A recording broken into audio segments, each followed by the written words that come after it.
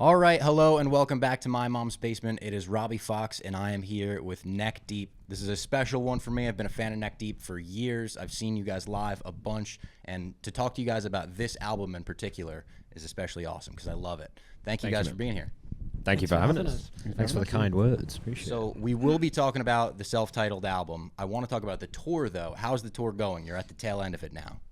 Yeah, really fun. Honestly, probably one of the most fun we've had on tour in a long time. I think it's been successful, which is always nice. It's always nice to have some sold out dates and some big shows, but just generally good hangs, really good hangs, good vibes. Everyone's having a good time on stage and having good shows. So especially after the last record too, like ADAI we did at the end of 2019. It came out in 2020, so it's all touring just got shut down for that immediately. So it's nice to release a record that one, people love, and two, we can just get out and play it straight away. I read that the tour started with a band-wide case of food poisoning. Is that true? We were fucked. I don't think it was food poisoning. I think it was. No, I think it was norovirus or whatever, which is like winter sickness bug. But started with West. West is feeling a little patient sketch. zero. Yeah, I got it bad. Mate, we all fell. Yeah. Like I want it to be stated on the record that I never fell. Yeah. Did you guys just played shows through? You didn't cancel any shows, We had right? to do No. we had to get some IVs. We didn't have to get IVs, but we did. We did have to get IVs. To be honest, we There's probably no did have way to. it would I have did happened not. without it. There was one show where we played in Atlanta where I kept going off the side of the stage, and Sam was like, "What's he doing? Is there something wrong with his ears?" I was just spewing into a trash can, God. so that was Mid-show. Yeah. That's my worst nightmare. Yeah, that was fun. literally like, we have like a fake pop punk band here at Barstool, and before our first show, it was like, oh my God, I'm going to puke on stage. I didn't, thankfully. Yeah. Still haven't, but... I puked in the wings, but not Yeah. on stage. Puked in my pants on stage. Yeah. Is that the most like Spinal Tap moment you've had on stage, or no? No, we had it.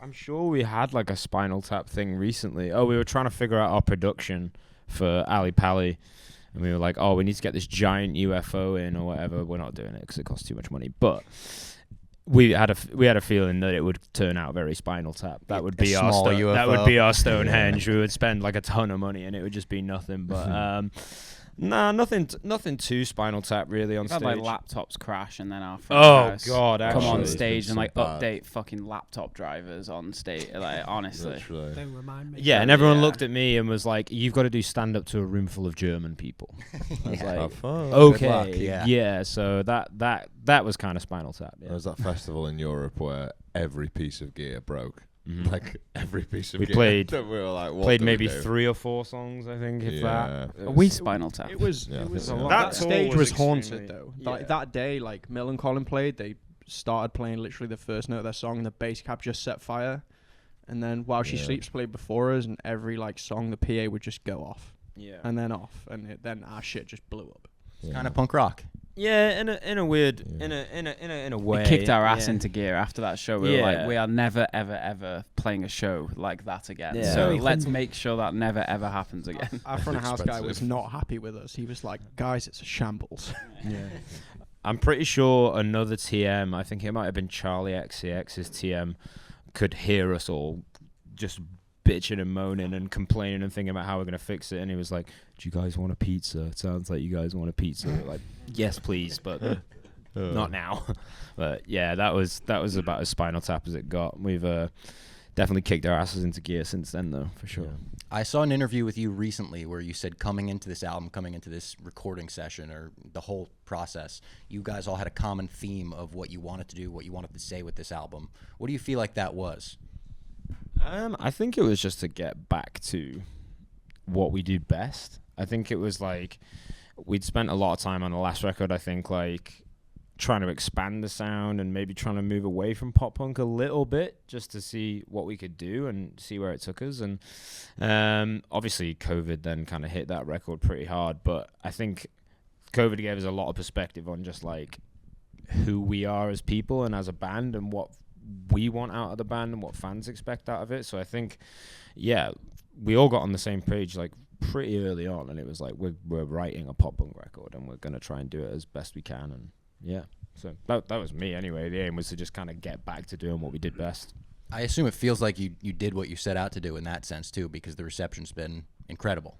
Yeah, definitely. I mean, to be honest, like we were sat writing these pop punk songs, and we were like, these are good. Like we like these songs, like we love them, and we hope fans love them too. But I think the reception has been more than we could have sort of. I think it imagined, really. validated. Yeah.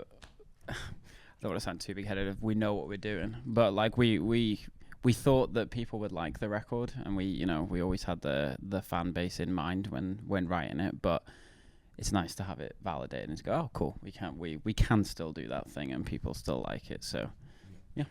Before we get into the album itself, who did the artwork? Because I feel like it matches that like fun, chaotic vibe so well. It was Evan Wesselman. Yeah, check him out. But yeah, again, I think even with the visual kind of language, what we were trying to do was like, yeah, let's go for something more vibrant, more colorful, like just loud and in your face, and Looks fun. good with the rest of the albums. Yeah, it definitely looks good amongst the rest of them, and I think just visually it just lines up pretty well with how it sounds too. So like we've been using a bunch of that for production, and it's given us a real good like kind of overall theme for a lot of stuff. So it's kind of what you want to have good artwork, really. You want to be able to apply it to a bunch of different things, and yeah, it's very, very malleable and applicable to stuff. So we're stoked. Do you guys put a lot of effort into like the aesthetic of each era of Neck Deep? Because it feels like every era does have a very different visual, panel. Definitely. Yeah, I'd say visually we're probably trying try and switch it up as much as we can, but we definitely Wes is a big visual guy, does a lot of our merch and stage stuff and all that kind of stuff. But I'd say we like seeing where the artist kind of leads it to. Yeah. Like obviously, like if we go to somewhere, we already know what their artwork is like, and I think a lot of the time on most of the records, we like giving people free reign just to be like, well, the album's about this. Here's a couple lyrics. This is what we're thinking. See what you can do. So yeah, it's also like a collaborative effort on sort of what we get back for the record anyway as to where it goes. But yeah, I think we're all aesthetic people. We all like I don't know, clothes or art or whatever. You know what I mean? We know what looks care good about and we that. know what sucks, and I think we know what applies to us. I think for the most part, I think so. Yeah, I'm wearing some odd shoes right now that I'm still not 100% sold on, but they're good. I told my girlfriend about my shoes, and she. You guys all came in with some colorful shoes on.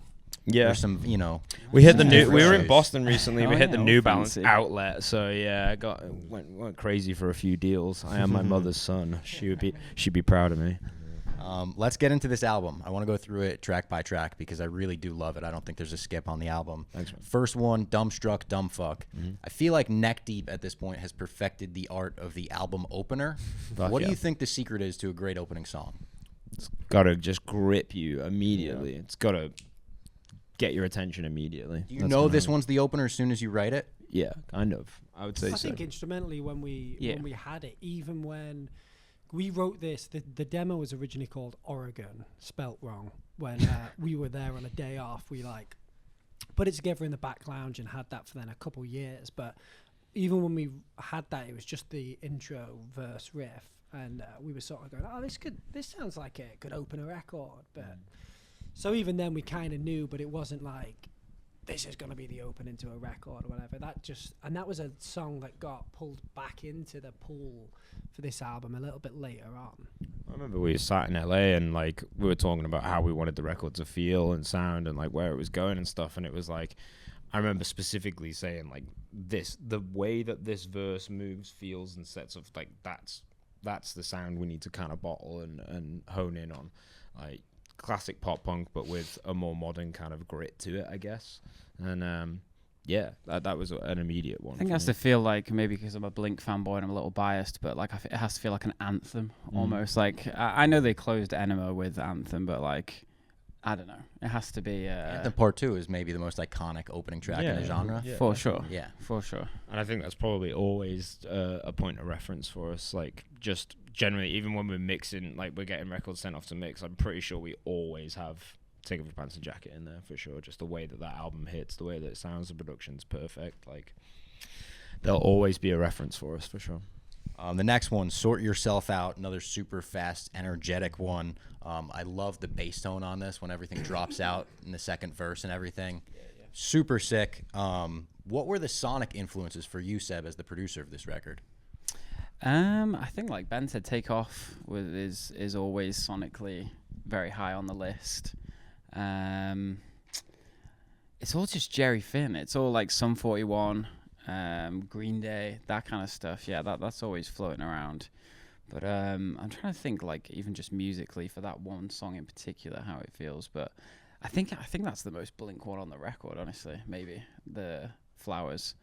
You do have a song about aliens on this record. Yeah, I guess. Good point. Yeah.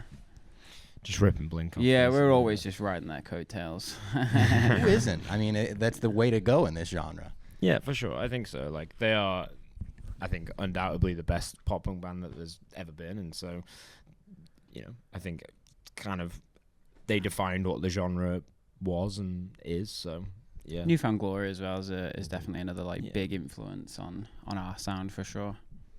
Pals is the drummer for the first time on a Neck Deep album. Did you feel a ton of pressure? Yeah. Yeah.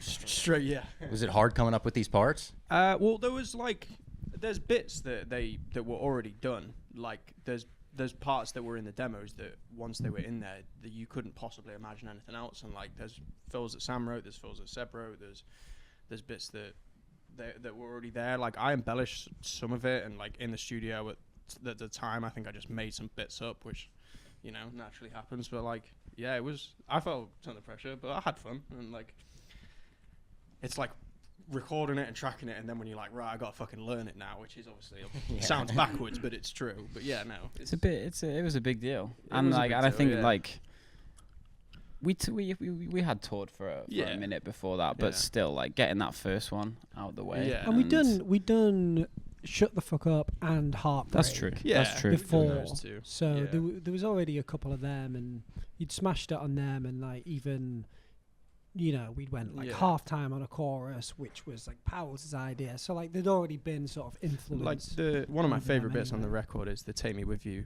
in the bridge, where it goes to the D beat, right just before. Before it breaks out. Like I love that bit, but I think the other thing about it was like Neck Deep had such a distinct drum sound. Yeah.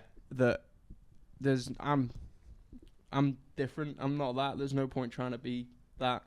Just gotta do. I mean, I'm more of a what the songs need kind of person.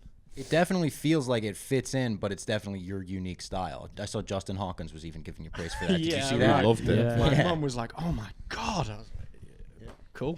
It's pretty awesome. It's the same with every record, though. Like we've always said, like we don't want to compete with ourselves on previous records and be like it has to be better because what is better, or you know what I mean. I kind of hate fills over vocals as well.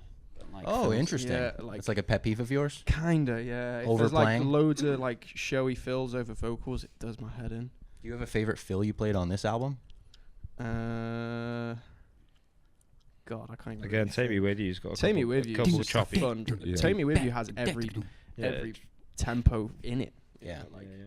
Take Me With You probably. I remember watching you track that one, and it was fun. It looked hard, but it was fun. But as well, I think with you as well, like I think we've still managed to keep the kind of essence of what Neck Deep is, especially on that drum side too, because still a very metal influenced drummer. There's still some metal sensibilities there and that kind of thing. And I was a metal kid till I went to college, and they were like, stop the double pedal, play some Stevie Wonder. So This Is All My Fault, absolute headbanger. The chorus goes so hard. How long does it take a song like this to come together? This was an old one. This one did take a while to come together. Yeah, this one. I was beating my head against the wall trying to write the chorus for it, for sure, and it eventually clicks. Me and you started this one in like 2015, 2016. Is this Conclusions? Yeah. Oh yeah, verses came together super easy. I remember writing the verses for it. And we had the instrumental chorus, but never had a vocal chorus. 2016, you saying we had that? 8 years ago. That's crazy. I think you might have had the longest process on the whole record.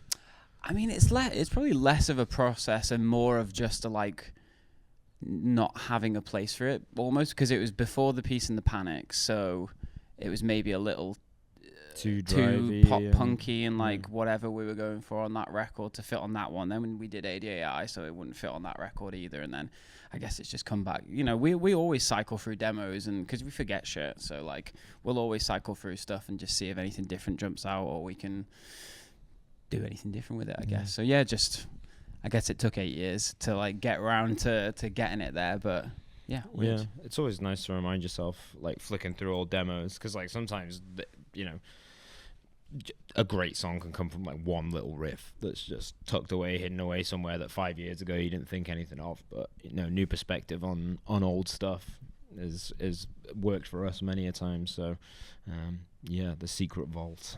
It's And then We Need More Bricks. This is one of the big singles from the album. I assume this one's going hard live because it sounds like it was almost written to be played live. Yeah, I think we write most of our stuff to be played live, or like at least we're writing with the live show in mind. But yeah, definitely going off live. It's a hard one for sure. And that chorus is unique, the delay before you hit bricks. How did you come up with that? I don't know. It's like the initial like when we need more bricks. I kind of just saw that as like a hardcore kind of mosh call in a way. It seems like that offbeat little mosh call tends to, I don't know, that's a good signature of like certain hardcore music. And so I feel like, we were writing this for the live show, I guess. So yeah, you're immediately thinking like, what's that big crowd part going to be like? Is this part going to get people moshing, blah, blah, blah, blah, blah. So, I think I was just taking some reference from. That was another early song too, like in the process. You'd had that for a little bit, right, Sam? I was struggling to write in a one-bed apartment with my fiance who was working like video calls all the time. So I went to a coffee shop and wrote that all on MIDI. Like the whole, it's never happened for me before, but I wrote the whole song on MIDI bass and drums, and then was like, oh, like that's crazy. That's just like a fully done song. Went back, recorded the guitar, and then that was pretty much that. Yeah, it was a weird one. MIDI. Really. Whatever works, yeah. You got to find, sometimes you just got to like take yourself out of your usual environment, your usual routine. I do it all the time, writing lyrics. Like I'll know, it's almost like when you're trying to get to sleep, like you just know like this isn't working. I need to change like how I'm doing things, and lyrics all the time. It's just like I might just need to go outside, or like, no pun, but or like go into the other room or whatever and just like switch things up. So yeah, sometimes going to a coffee shop and not touching an instrument is the way to do weird, it. Which is weird for one of the like most energetic, riffier songs, but Doesn't sound like a coffee shop song. no, absolutely not. Yeah. It was, But like staring at the neck of a guitar, especially when you're in the thick of writing an album, can be like, I've played I've done all the notes. I've yeah, done you all can the get, notes. You get a bit lost in it too, whereas like on MIDI sometimes you just like put in what's coming in your head. You kind of just like, oh, I hear this, and then you're like, you can't get like distracted by like just playing for hours, which sometimes I'll do, but. Then we've got Heartbreak of the Century. This was the first one that we, the fans, heard from the album. I assume it was very early in the process as well. Was Shut the Fuck Up almost going to be on this album as well? Do you guys think about that? It was close. I think it was just that smidge too far away, it seemed like. It's one of them where if it was on the record, I feel like everyone who would put the record on in full, that song would come on and it'd be like skip, because I've heard this for like 2 years or something, and I always hated that when I would get a record and be like, oh, I have to skip a song, like, which we were a little bit nervous about with Heartbreak, because that had been out for pretty much Almost a year, right? Pretty much. So. But like the record was sort of taking shape at that point, so we knew like that's going to kind of be on there, and we needed. And the record was originally going to come out in November, so Feb to November felt okay, and then it delayed. Was that recorded when you guys went to California to originally record this, or was that even before that? That was before that. Before again, yeah. We recorded version 1 when we did Shut the Fuck Up. Yeah. And then we redid it in Cali. And then redid it again. And then redid it. And then redid the drums again, yeah. Is the single and the album version different at all? Yeah, they're different mixes. Different mixes. Same stems and same recording and everything, but Drums. oh, and we recorded drums. True. Sorry. Yeah. From that version too. Yeah. From the single version that came out in February or whenever it came out. Yeah. I think it was just re-recorded drums and to make sure that the mix sounded the same as the rest of the record. Yeah. I got to shout out the bass solo too. The bass solo in that song is incredible. Yeah. Thanks. That's a stupidly hard part. That's another one. Oh, it is. Written on I've tried. MIDI. I can't do it. It's Can't do hard, it. yeah. Fast. Did it? There's a video of some Indonesian kid just straight rock Absolutely from Metallica. Yeah.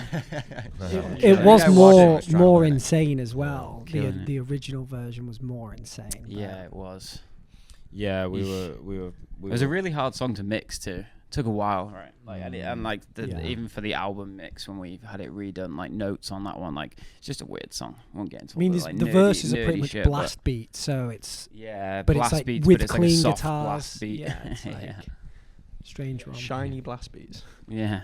It's a good way of putting it. Go Outside is the next one. This one has some of my favorite guitars on the album and some of my favorite lyrics on the album. Thanks. I feel like from like the anxiety depression point of view, it's very relatable.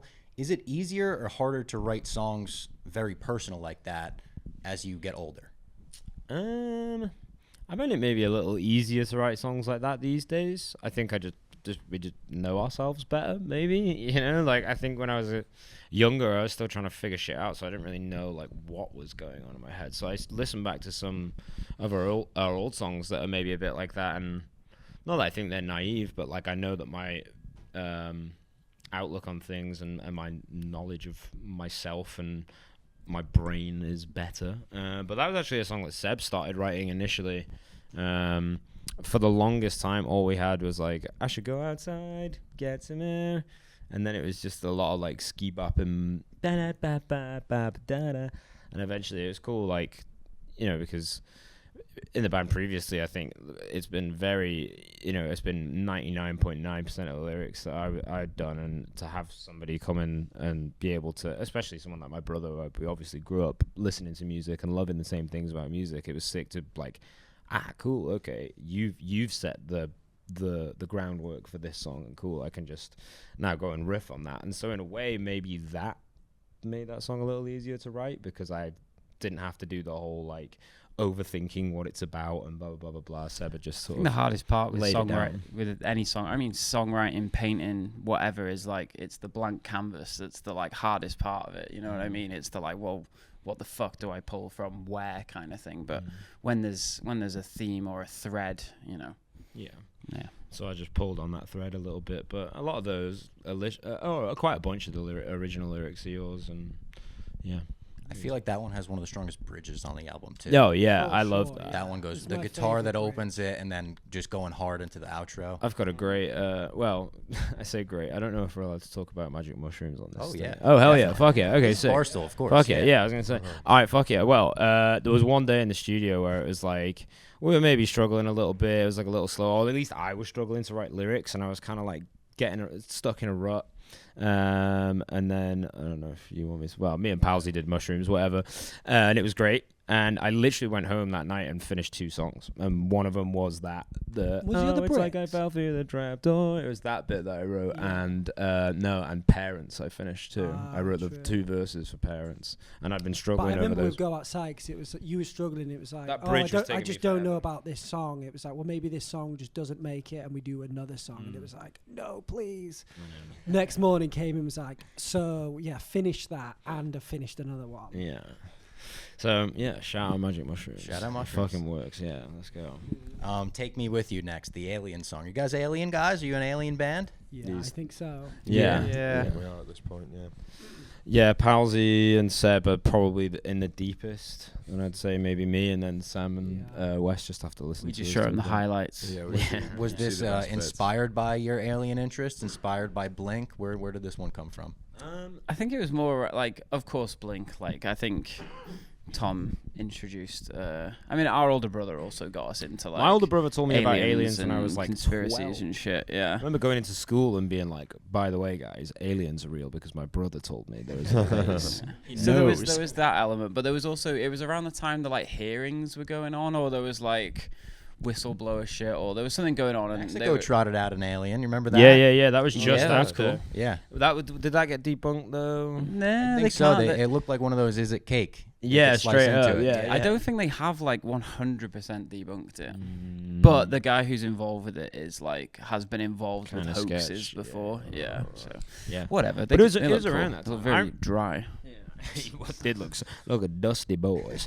Moisturize, sir. Yeah, no moisturizers in outer space. But that was another studio one. Take Me With You. Yeah, but as well, I remember where the idea for that came from. I remember texting you and saying, "Yeah, we should write a song about aliens called Take Me With You." And I think that's one of the first times that like the song name has probably come along beforehand. That is like a legit technique that a lot of people use to, as a starting point. So yeah, it started more with the idea of like, that would be a good name for a song about aliens. So yeah, the synth in the final chorus is awesome as well. Hell yeah, I love that was added like later. That was added like right towards the end, I think. Right before we put this, before it was like. Love a synth. Yeah, I like it too. Yeah, but that was a like last minute addition, I think, before it was. You're just Like going through all the submitted. songs, being like, "What can I put a moog over?" Yeah, pretty much. It's on. Is it on another song on this record too? Oh, there's a synth in the verse of Conclusions, but anyway. Yeah, and there isn't like the chorus. It's like "Go Outside" has I was a gonna mad say one. some crazy ones. Anyway, Could you guys name collectively 4 albums that influenced Neck Deep the most? I think they'd all be very. I think it would depend on who you asked. well, we can do a really. joint Blink one, and then these guys can pick Well, one. each. yeah, some of the Blink. I'd say. Self-titled. Well, I would say ours we probably share a lot of, but one of my more unique ones for me would probably be Dallas Green, like City and Colour, like massive influence on me, and I think that's probably where a lot of our like sad songs come from. So yeah, other than that, me and Seb probably share. I don't know what Blink albums you want to say. Yeah, we could argue over that. Probably What about- Take Off. What And about you guys? You said self-titled I or would say untitled sound. Self-titled. or untitled, whatever. Like, Um, by I- the way, Chili Peppers, and probably Yeah, like points. That's the story. What's the story? Sorry, That's the story. That's the That's story. a That's story. the That's the story. story.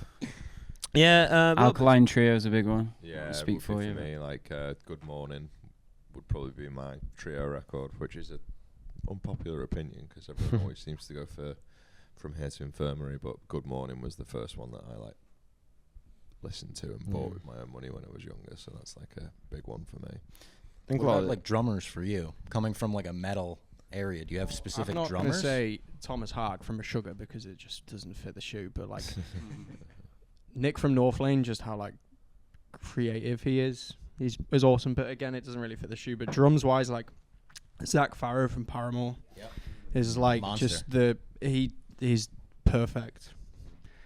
I don't think he's perfect. the perfect Ruben? man. Yeah.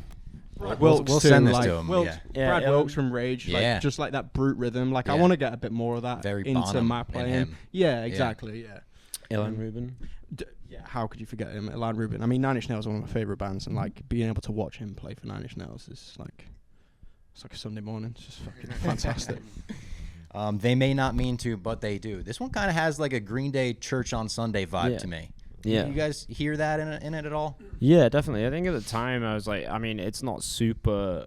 I mean, Blink Neighborhoods is again a Yeah. huge one for it, but as well, I think Neighborhoods was probably also inspired by what I'm gonna say. Even though it's not like super reminiscent, I think the general feel is there. But like bands like the Clash and the Buzzcocks, at the time I was listening to a lot of London Calling, which has like a lot of like folk rhythm and sort of sensibilities to it, and I was kind of trying to think of like a fast, almost like jiggy funk, not folk punk song. You know what I mean? That like really kind of like I don't know what the technical drum term for it was, but yeah, that's That's another one that took a while to get into place. Had that idea and that chorus for a few years, and tried getting it into like full band form for a while, and took a minute to click. Normally when I write guitar parts and stuff, they need to be heavily neck deeped by you guys, because I'm like a very basic guitar player and can kind of come up with like very basic stuff, so I have to go, this is the idea, but It's like doing a rock cover of folk songs, basically. Yeah. Yeah, when like it comes to- folky indie almost. Yeah. And again, I think that comes from playing loads of Dallas Green and stuff when I was younger, and that and just acoustic and folk stuff, like Iron and Wine and Bon Iver and shit like that. So I think again, a lot of the stuff that I tend to write does end up sounding a bit folkier. So I think that's maybe where that comes from too with this one. Lyrically, I like this one too because it's a spin on the pop punk trope of like "fuck my parents" song. Yeah. It's like a very mature, like we're gonna look at this from a grown-up point of view and be like, no, they weren't trying to fuck us up, but it happens. Yeah, for sure. And it's one of those universal truths. It's based off a poem. Well, there's actually a few levels of things. So there's an initial poem by a guy called Larkin Poe called "This Be the Verse." And then, but I initially saw it on a Supreme t-shirt. They had a t-shirt that said, "They fuck you up, your mum and dad, they may not mean to, but they do." And looked into what that was. It's this be the verse? And yeah, so I changed it a little bit to fit the cadence and switch it up a little bit. But yeah, couple levels of inspiration there. But I saw that initially and was like, yeah, they do fuck you up. Like they, you know, for better or for worse, they're influential. They're the most influential people in our lives, but they're humans. So do I react like this because I want to react like this, or is this because of I've learned how to in my react like DNA, or they've taught me how to think about things? And I think that does come at like mid-20s. You start going like, shit, I'm turning into my parents. Why is that? And then, or that you realize that your parents are just big kids. Ultimately. It won't be like this forever. Mm-hmm. Do you ever feel a responsibility to write songs like this for your fan base? Because obviously Neck Deep is one of those bands where a lot of people resonate with your music and they want to hear a message, quite literally, like it won't be like this forever. Yeah, that's a great question. Yeah, to a degree, yeah, I would say when we wrote Life's Not Out to Get You, it was like at the height of our Warped Tour experience. Like we were meeting a lot of fans, and the fandom was like crazy then as well. And there was a lot of like really inspiring, but like really sad and kind of at times overwhelming stories and interactions with people when they would talk about, you know, their depression and anxiety or even self-harm and stuff like that. And it was like, right, okay, well, I don't want to be the band that people like cut themselves to. I want to be the band that stops people doing that. And so, you know, with the success and how much that album resonated with people, yeah, I think I do feel a little bit of a duty of like putting a positive spin on things and writing positive songs. Like, you know, if it's something that we do well and I feel honest about and it comes from a good place, then it's like, why wouldn't I? And if people are like, well, this made me fall in love with your band, not just like, oh yeah, I like a couple tunes, good tunes, like it's shit that helps people through their life, you know. And yeah, it doesn't really get any bigger than that, I think, being that kind of band for people that like genuinely gets them out of a tough spot. So yeah, there's some responsibility there, and I think there's been a return to that on this record a little bit, just with the messaging. It's not as like sad and woe is me and the world's so bad. There is still a hopeful message in there too. Yeah. Have you guys been playing this one live? Yeah. We have, yeah. We've played pretty much everything off the new record so far, and it's all going down super well, so there's one that we haven't played yet, but we'll get into that. Is that the final one on the record, Moody Weirdo? Yeah. Why haven't you played this one? I love this song. I think it's because we were surprised that people like it as much as they did. Really? Honestly, yeah, because it was a weird one for us.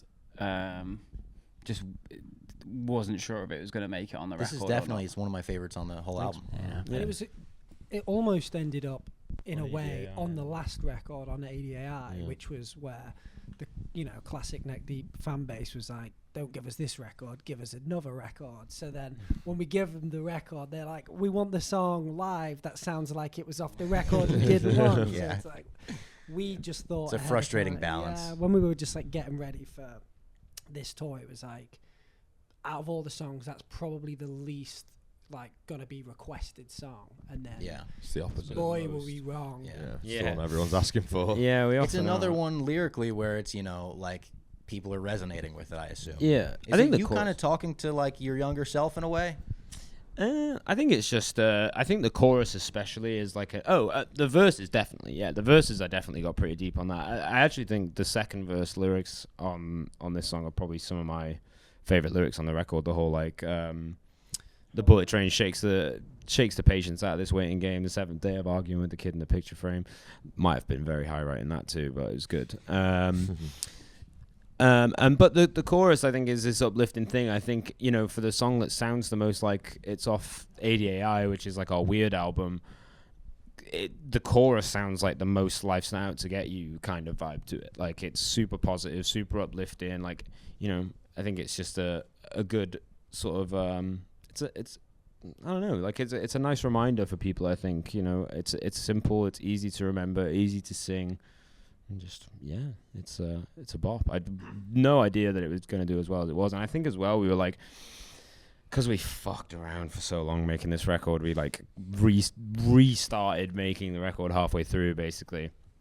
We lost probably 6 weeks, 5 to 6 weeks out of the overall process. So we were maybe like, I'm sure we would have loved the record to be a song or two longer, but just like the way that the record turned out in terms of how we made it, I think adding more songs on there that were maybe like not quite the quite finished would have just sucked. And we knew that we had 10 really solid songs, but this was one of the last to get done, and it took a minute to kind of get there again, because I knew I wanted the lyrics to be good, and so it was worth sticking it out for that. But I think once we had this one in the bag, it was like, let's call it at 10. Let's not stress ourselves out trying to and be stressed writing another 2 songs, because that just, the songs wouldn't be any good. So yeah, this was right at the end, and nice little cherry on top, I think it ended up being. Do you guys have a favorite lyric from the album? Yeah, what are your favorite lyrics again? Can I drive the UFO? That's a good one. What was it? It's the second. I think it's the second verse of "Go Outside." I like. Let's tell you everything. I know. I like that. Yeah. I really like the Godspeed Little Sinner line. That was cool nearly too. an album title. That's a really good one. Yeah. Yeah, thanks. Yeah, we were debating that for an album title, but the self-title prevailed. I was also heavily pushing for "Asses to the Masses," by the way. So Asses to the Masses, the album Asses title. to the Yeah, I like wanted that. that. I seriously wanted that. That could be a tour title too. Yeah, it could be. There It's we true. go. Could be. would be Or the next album should just be called "Asses to the Masses Part 2." Without it, no you know, part one. Yeah, Yeah, just call I it like part that. 2. Yeah, I'm in on that. Let's do that. Before I get you out of here, I have to ask, as a super ignorant American who became aware of Wrexham football when Ryan Reynolds and Rob McElhenney bought the club, are you guys fans of them? Are you guys fans of like what they've done? Hell yeah, absolutely. Yeah, for sure. I follow Wrexham now. Yeah. The football club has always been like the heart and soul of the town. Obviously, like it's the everything about Wrexham. So like we grew up with it and the stadium and like free tickets at school and stuff. But yeah, since Rob and Ryan came in, it's pretty wild. Yeah, nice. It's cool to be like proud of a town. Like we're always proud of our town, but like nice to have Nice to something be to on like the up. brag about a little bit. And it's cool. Like you come out here now as well, and like no one before that knew what Wrexham was or Wales or whatever. Whereas now there's like handfuls of people out here that are like, oh, Wrexham, Ryan and Rob. So There's A lot of people in shirts and merch and Yeah. stuff. Yeah, like yeah. shirts. there's some really bleak stories in English football about owners coming in and just like wrecking it and sending them into administration. Like Bury are no longer. So like they're institutions, and if you want to run a club properly, like how they've done it at Wrexham is the example. But I guess it's easier when you're a movie star and Yeah. you know. Yeah. When you got the funds to. Yeah. People But like them, but they've brought the town up. And that's I watched that's the show, aim the of it. Welcome to Wrexham show, and I, see the people being like, "Oh, it's great," but I didn't know if that was legitimate or Oh, if they were 100%. pushing them a little Yeah. under the table. yeah, it's the pride of the town for sure. They've come in and we're on the up for the Seem like first good time. guys. Yeah, they do seem like good guys. They're funny. They don't seem like super businessy guys. You know, they seem like pretty relatable. But for the first time, almost ever, or in a long, long time, we've been able to say like Wrexham is, Wrexham could be really sick in in 10 years' time. It could actually be, somewhere that people want to go. So, and a lot of that is down to them. So, Yeah. big up. Yeah. All right, my final question I ask to all the bands and musicians that come on our show. Noel Gallagher once said he summed up everything he ever wanted to say with 3 songs: Live Forever, Cigarettes and Alcohol, and Rock and Roll Star. He says after that, he's just repeating himself with different words. If you had to select 3 songs in your catalog that sum up everything you've ever wanted to say, what would they be? Oh wow. I'd say Holy. maybe Gold Steps in terms of like a positive message and what that means and everything. That would be one of them. I think In Bloom has got to be up there somewhere. Yeah, I think In Bloom in terms of like a sonic feeling to it. That song just feels really good, and if we can conjure up the way that song makes people feel, I think we would have something special. And then as a final, I would like to. I'm kind of torn. I'm kind of torn between Roots and Bricks. I was going to say Roots too. Yeah, I'd probably say Can't Kick Up the Roots. Yeah, just for all the small town heroes out there, man. Just like, it's so good to be able to sing about shitty little towns in a way that, that I'm sure there's tons, especially in the UK, there's plenty of indie bands that sing about shitty town. I think the Arctic Monkeys do it incredibly well, especially on their first couple records. So, yeah, for all the small town heroes and the shitty places that get overlooked in the UK, I would say we're champion the underdogs. So, yeah, roots for sure.